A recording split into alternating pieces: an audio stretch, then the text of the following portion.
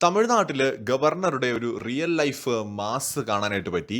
തമിഴ്നാട് നിയമസഭയിൽ ദേശീയ ഗാനം ആലപിക്കാത്തതിൽ പ്രതിഷേധിച്ച് നയപ്രഖ്യാപന പ്രസംഗം നടത്താതെ ഗവർണർ RN രവി ഇറങ്ങിപ്പോയി എന്നൊരു വാർത്തയാണ് പുറത്തു വരുന്നത്. അതായത് ഗവർണറുടെ പ്രസംഗത്തോടെ തുടങ്ങാനിരുന്ന തമിഴ്നാട് നിയമസഭാ സമ്മേളനം ഇതോടുകൂടി അനിശ്ചിതത്വത്തിലാവുകയാണ് ഉണ്ടായത്. അതായത് രാവിലെ 9 മണിക്ക് തമിഴ്നാട് നിയമസഭാ സമ്മേളനം ആരംഭിക്കുകയാണ്. നിയമസഭയിലെത്തിയ ഗവർണർ RN രവിയെ സ്പീക്കർ പൂച്ചണ്ടൊക്കെ കൊടുത്ത് അങ്ങ് സ്വീകരിച്ചു. എന്നാൽ നിയമസഭയിലെത്തിയതിന് തൊട്ടു പിന്നാലെ സഭയെ അഭിസംബോധന ചെയ്യാതെ ഗവർണർ സഭ വിടുകയാണ് ഉണ്ടായത്.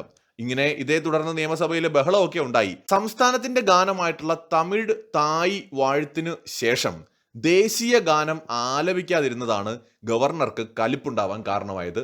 പുള്ളി അവിടെ നിന്ന് ഇറങ്ങിപ്പോയി. ഇത് വളരെ സീരിയസ് ആയിട്ടുള്ള ഒരു ഇഷ്യൂ തന്നെയാണ്. തമിഴ് ദേശീയതയെ ഉയർത്തിക്കാട്ടുകയും രാജ്യത്തോട്, ഇന്ത്യയോട് കമ്മിറ്റ്മെന്റ് ഇല്ലാത്ത തരത്തിൽ പെരുമാറുകയും ചെയ്യുന്നത് ഒരു തരത്തിലും അംഗീകരിക്കാൻ പറ്റില്ല. രാജ്യത്തോടാണ് ആദ്യം കൂറുണ്ടാവേണ്ടത്.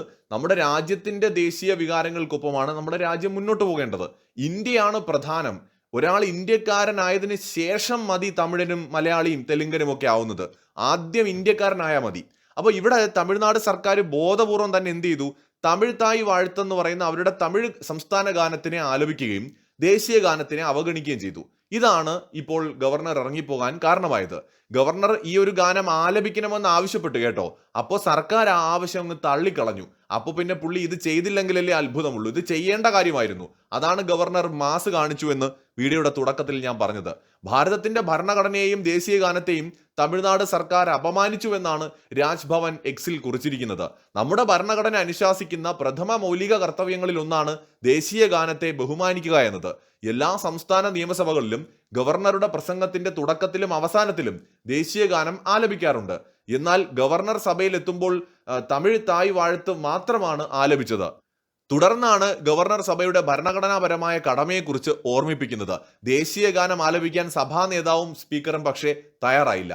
ഭരണഘടനയെയും ദേശീയ ഗാനത്തെയും ഇത്ര ക്രൂരമായി അനാദരിക്കുന്നതിൽ കക്ഷിയാകാതിരിക്കാൻ ഗവർണർ അഗാധമായ വേദനയോടെ സഭ വിടുകയായിരുന്നുവെന്നാണ് രാജ്ഭവൻ വ്യക്തമാക്കിയത്. ഗവർണറുടെ നടപടിയെ അപലപിച്ച് ആസ് യൂഷ്വൽ കോൺഗ്രസ് അംഗങ്ങൾ ഇറങ്ങിപ്പോയി.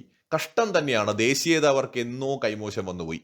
ദേശീയ ഗാനത്തെ അപമാനിക്കുക എന്ന ഉദ്ദേശം തമിഴ്നാട് സർക്കാരിന് ഒരിക്കലും ഉണ്ടായിരുന്നില്ല എന്നും ദേശീയ ഗാനം ആലപിക്കുന്നതിന് കാത്തു നിൽക്കാതെ ഗവർണർ ഇറങ്ങിപ്പോയതാണെന്നും മന്ത്രി ശിവശങ്കറും പറഞ്ഞു. അപ്പോൾ സംഗതിയുടെ കിടപ്പ് നമുക്ക് മനസ്സിലായല്ലോ. സ്റ്റാലിൻ സർക്കാരിന്റെ ഒരു സമീപനം, അവർ തമിഴ് ദേശീയ വികാരത്തെയും ദ്രാവിഡ വികാരത്തെയും ഒക്കെ ഉയർത്തിപ്പിടിക്കാൻ പരമാവധി ശ്രമിക്കുന്നുണ്ട്. അപ്പോൾ ദേശീയ ഗാനത്തിനോടുള്ള അനാദരവ് ഒരു തരത്തിലും അംഗീകരിക്കാൻ പറ്റുന്നതല്ല.